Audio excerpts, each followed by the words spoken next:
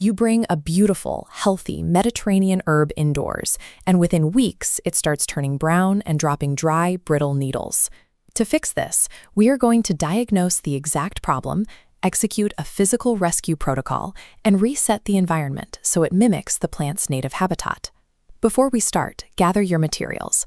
You will need sharp pruning shears, rubbing alcohol, a terracotta pot, potting soil, perlite, and coarse sand. First, we have to find out if the plant is actually alive. Take your fingernail and gently scratch the bark near the base of the lower stem. We are looking for bright green tissue directly underneath the bark. That green layer means life. If the core is entirely brown and snaps easily, the plant has already expired.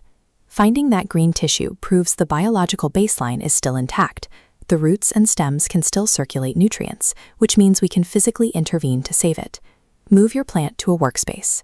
The #1 killer of indoor rosemary is overwatering, so we have to start at the bottom. When soil stays continually wet, the water physically displaces air pockets in the dirt, cutting off the oxygen supply. The roots suffocate, and pathogens move in, causing a condition known as root rot.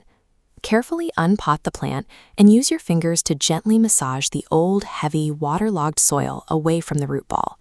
Inspect what is left. Healthy rosemary roots are firm and light-colored.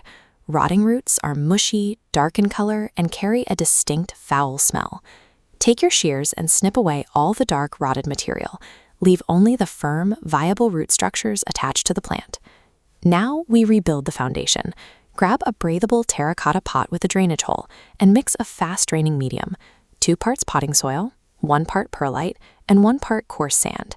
This document from the Texas A&M AgriLife Extension explicitly confirms the danger of wet soil. Looking at the watering paragraph here, it clearly warns that too much water causes root rot and that the plants must dry out thoroughly. Repotting into a porous terracotta container with this gritty, sandy medium immediately stops the suffocation and restores oxygen flow to the surviving roots. With the roots secure, we move to the canopy.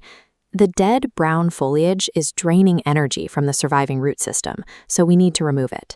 First, disinfect your pruning shears with rubbing alcohol or a bleach solution so you do not introduce fungal diseases into the fresh cuts. You must follow the 1/3 rule. Never remove more than 1/3 of the plant's volume at once, as it needs foliage to photosynthesize. Next, make cuts just above nodes on younger stems. Avoid old, bare wood, which cannot push out new shoots. By surgically removing the dead weight, you stop the resource drain and force the plant to push its remaining energy directly into those healthy nodes. The physical triage is complete. Now we have to adjust the environment so it mimics the rosemary's native habitat on the dry, sunny Mediterranean coast. The plant needs 6 to 8 hours of direct sunlight in a south-facing window. If your home lacks natural light, set up a full-spectrum LED grow light 6 to 12 inches away from the leaves, running for 14 to 16 hours a day. Next comes the tricky part about rosemary hydration. It absolutely demands bone-dry roots, but it actually absorbs ambient moisture from the air around it. To provide that humidity safely, build a pebble tray. Fill a shallow saucer with gravel and water and rest the pot on top. The water evaporates upward around the leaves, but the soil never touches the liquid. Whatever you do, do not grab a spray bottle to mist the plant directly. Direct misting traps heavy water droplets on the dense foliage, and without heavy wind to dry it off, it creates a perfect breeding ground for a fungal infection called powdery mildew. This care guide outlines the exact requirements. Looking closely at the teal appliance sidebar, you can see it specifically mandates full, bright sun and explicitly recommends using a pebble tray to achieve ambient humidity for the foliage. Providing this combination of harsh light and ambient humidity signals to the plant that it is safe to exit dormancy and resume active growth. Going forward, maintain a strict soak and dry watering routine. Give it a thorough drink, but do not water it again until the top 2 to 3 inches of soil feel completely dry to the touch. Now, give it time. It will take 2 to 4 weeks of strict patience before the plant stabilizes and begins pushing out healthy green shoots.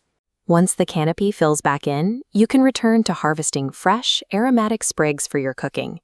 If these steps helped your rosemary recover, please leave a like on this video and let us know how your plant rescue is going in the comments below. By abandoning the guesswork and applying exact environmental science, you can turn a dying houseplant into a resilient, lifelong culinary companion.